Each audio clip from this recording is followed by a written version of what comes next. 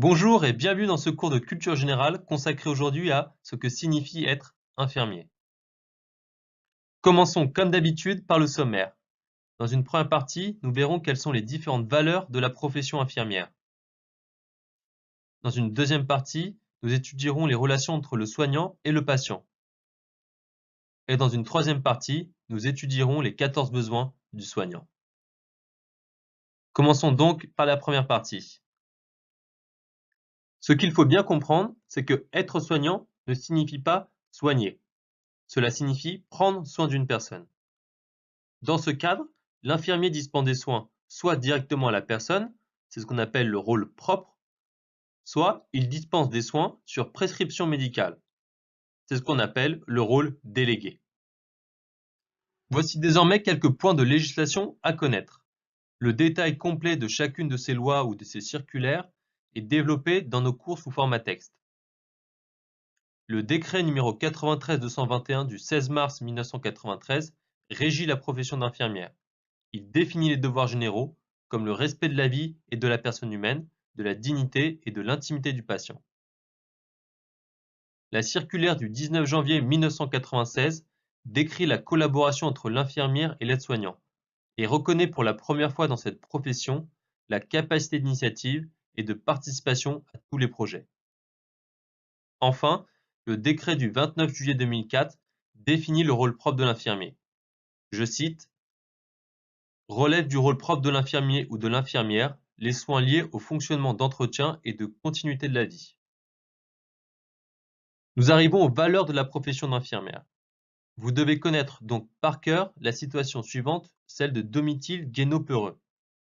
Appliquer les valeurs de la République à travers ses lois est le devoir de chaque soignant en tant que citoyen. Cette posture de soignant citoyen doit être une attitude éthique. Il faut bien avoir à l'esprit que le soignant est le garant et le représentant de certaines valeurs. Le respect de la personne, quelle que soit sa culture et ses opinions. Le respect de sa dignité et de son intimité lors des soins.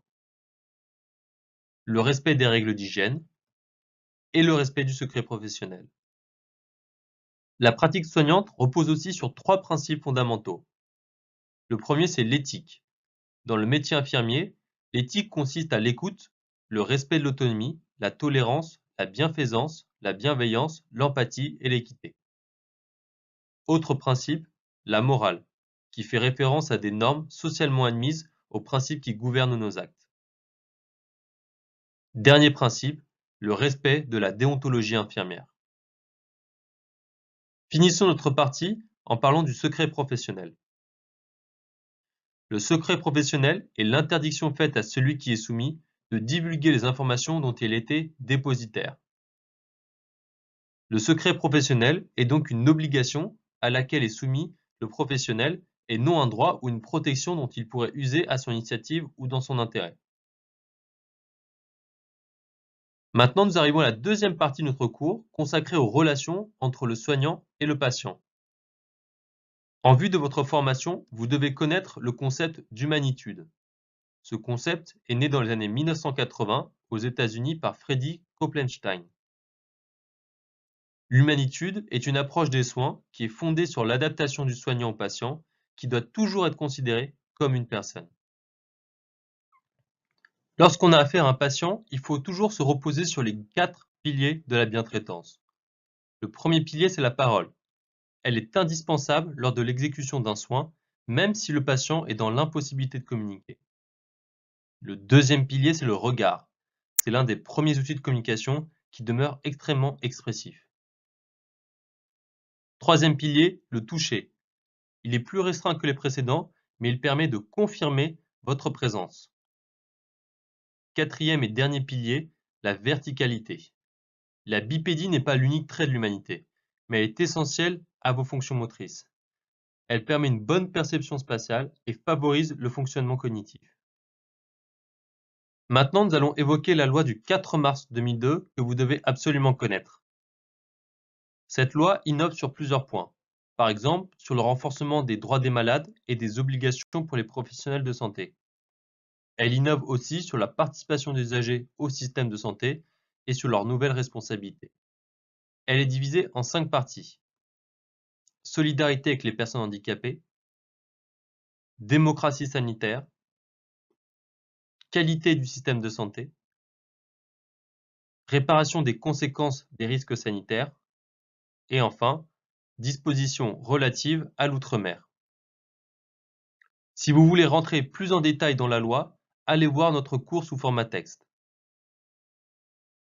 Maintenant, nous arrivons à la troisième et dernière partie de notre cours, consacrée aux 14 besoins du soignant. C'est Virginia Anderson, la célèbre américaine, qui a théorisé le fait que les patients avaient 14 besoins. Je cite ses propos: les soins infirmiers consistent principalement à assister l'individu, malade ou bien portant, dans l'accomplissement des actes qui contribuent au maintien de la santé, les fameux besoins. C'est probablement la contribution spécifique de l'infirmière de pouvoir donner cette assistance de manière à permettre à celui qui la reçoit d'agir sans recours à l'extérieur aussi rapidement que possible. Voici donc les 14 fameux besoins fondamentaux du patient. Vous devez les connaître sur le bout des doigts. Le besoin de respirer, le besoin de boire et de manger, le besoin d'éliminer, le besoin de se mouvoir et de maintenir une bonne position, le besoin de dormir et de se reposer, le besoin de se vêtir et de se dévêtir, le besoin de maintenir la température du corps dans les limites de la normale, le besoin d'être propre et de protéger ses juments, le besoin d'éviter les dangers, le besoin de communiquer, le besoin de pratiquer sa religion et d'agir selon ses croyances, le besoin de s'occuper et de se réaliser, le besoin de se récréer, et enfin le besoin d'apprendre. Dans notre cours sous format texte, nous extrapolons en fait la théorie de Virginia Anderson pour dire que les 14 besoins du patient sont aussi ceux du soignant.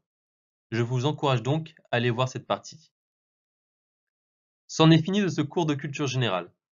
Comme d'habitude, si vous avez des questions ou des remarques, venez nous parler directement sur notre chat ou envoyez-nous un mail. À bientôt sur Prep Academy.